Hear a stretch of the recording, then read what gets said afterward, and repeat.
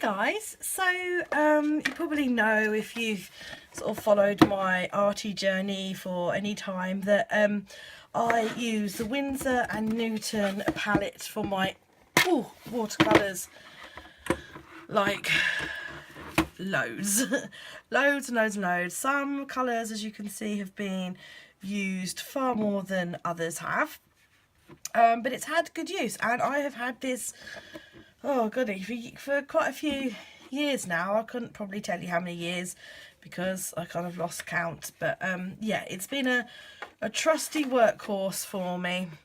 And don't get me wrong, I still really love my colours, and considering how much I do paint with them, they have lasted me incredibly well, and I have never yet had to buy replacement paints or anything, so they've lasted me really well.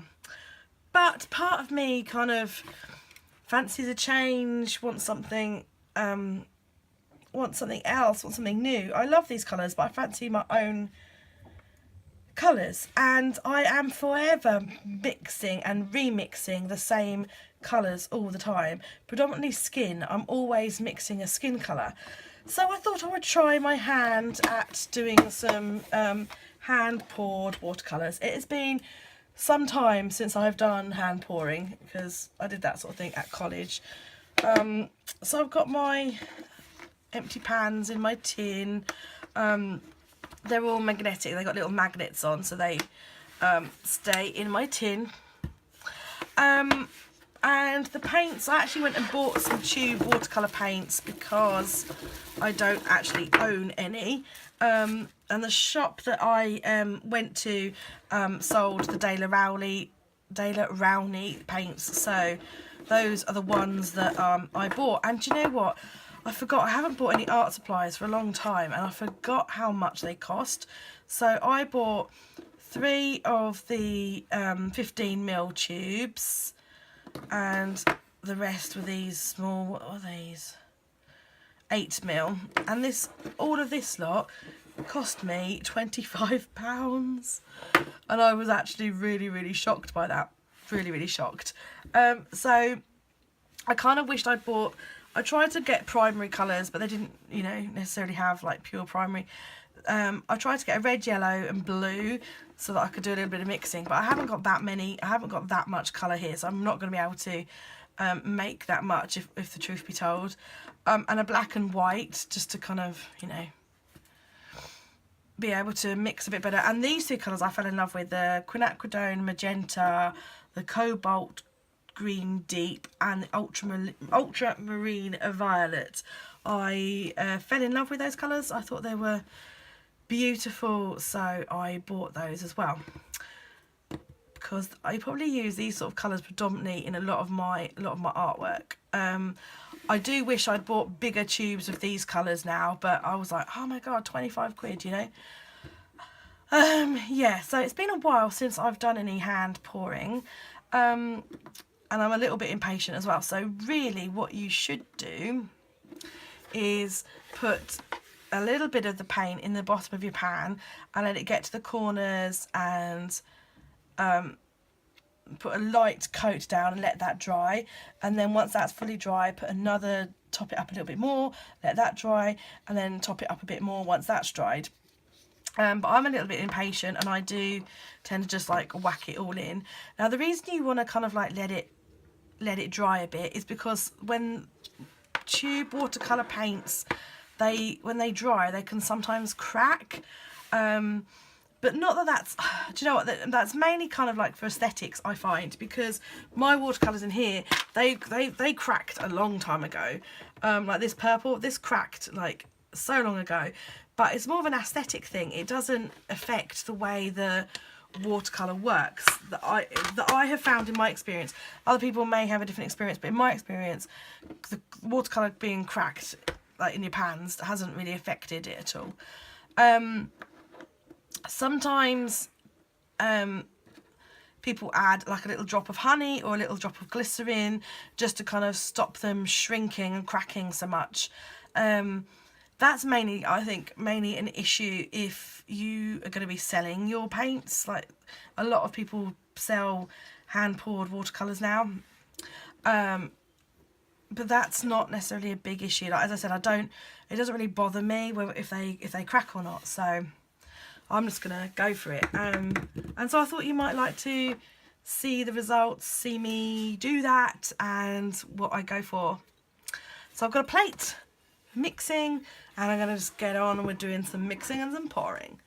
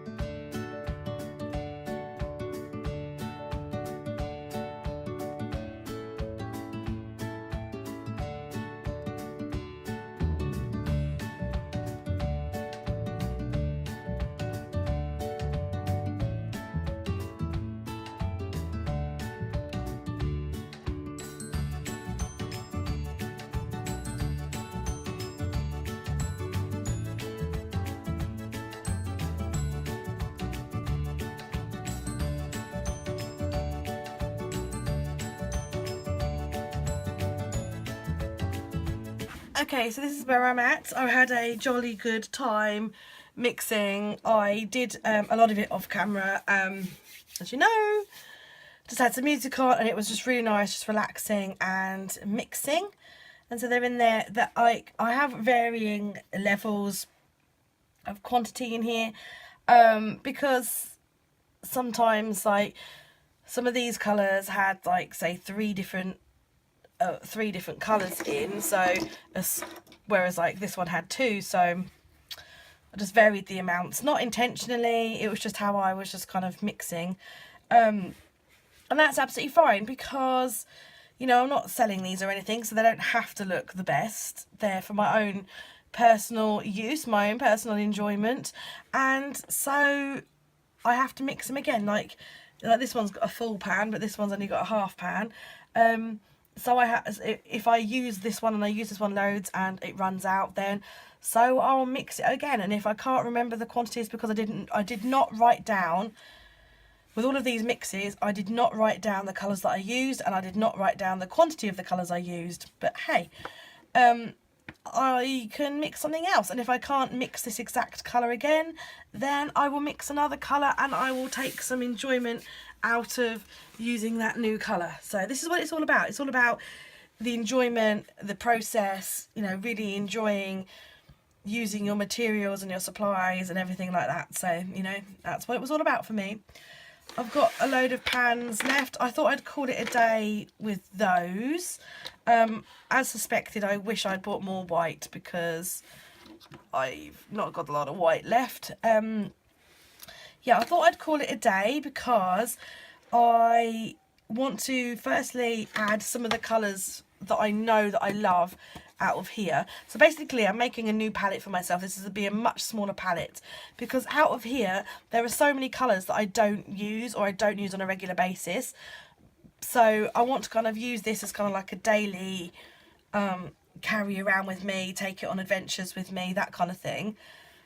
But then I know that I'll always have this big set to come back to. So yeah, I know that although most of them have been used at some point or other, I know that there are a lot of these that I just never really touch.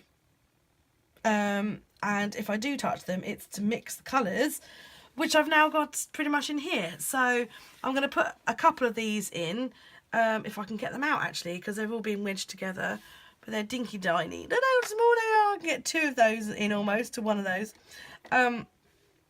But yeah, so the idea was to kind of put some of those colours into this palette as well, and then have like my dream palette. Although now I'm wondering whether I should carry on mixing and just go for that. So anyway, so the idea behind this was to kind of go for like the colours that I use a lot and mix up a lot.